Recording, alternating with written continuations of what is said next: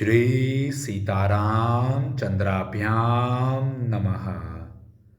अरण्यकांड 65वां सर्ग।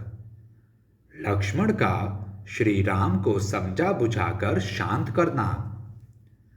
सीता हरण के शोक से पीड़ित हुए श्री राम जब उस समय संतप्त हो प्रलयकालिक अग्नि के समान समस्त लोकों का संहार करने को उद्यत हो गए और धनुष की डोरी चढ़ाकर बारंबार उसकी ओर देखने लगे तथा लंबी सांस खींचने लगे, साथ ही कल्पांत काल में रुद्रदेव की भांति समस्त संसार को दग्ध कर देने की इच्छा करने लगे, तब जिन्हें इस रूप में पहले कभी देखा नहीं गया था, उन अत्यंत कुपित हुए श्री राम की ओर देखकर लक्ष्मण हाथ जोड़ सूखे हुए मुंह से इस प्रकार बोले। आर्य, आप पहले कोमल स्वभाव से युक्त, जितेंद्रिय और समस्त प्राणियों के हित में तत्पर रहे हैं। अब क्रोध के वशीभूत होकर अपनी प्रकृति का परित्याग न करें। चंद्रमा में शोभा, सूर्य में प्रभा, वायु में गति और पृथ्वी में क्षमा जैसे नित्य विराजमान रहती हैं, उसी प्रकार आप में सर्वोत्तम यश सदा प्रकाशित होता है। आप किसी एक के अपराध से समस्त लोगों का संहार न करें। मैं यह जानने की चेष्टा करता हूं कि यह टूटा हुआ युद्धोपयोगी रथ किसका है, अथवा किसने किस उद्देश्य से जुए तथा अन्य उपकरणों सहित इस रथ को तोड़ा है, इसका भी पता लगाना है।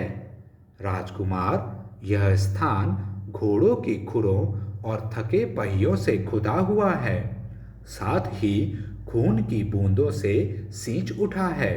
इससे सिद्ध होता है कि यहाँ बड़ा भयंकर संग्राम हुआ था, परंतु यह संग्राम चिन्ह किसी एक ही रथी का है, दो का नहीं।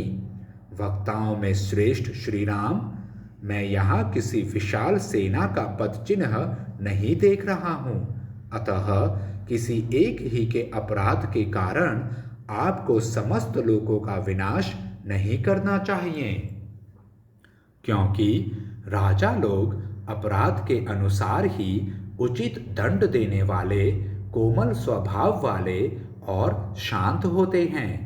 आप तो सदा ही समस्त प्राणियों को शरण देने वाले तथा उनकी परम गति हैं।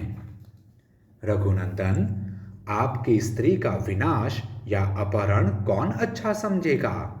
जैसे यज्ञ में दीक्षित हुए पुरुष का साधु स्वभाव वाले ऋत्विज कभी अप्रिय नहीं कर सकते, उसी प्रकार सरिताएं, समुद्र, पर्वत, देवता, गंधर्व और दानव ये कोई भी आपके प्रतिकूल आचरण नहीं कर सकते।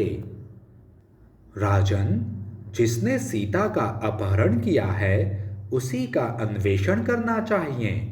आप मेरे साथ धनुष हाथ में लेकर बड़े बड़े ऋषियों की सहायता से उसका पता लगावें।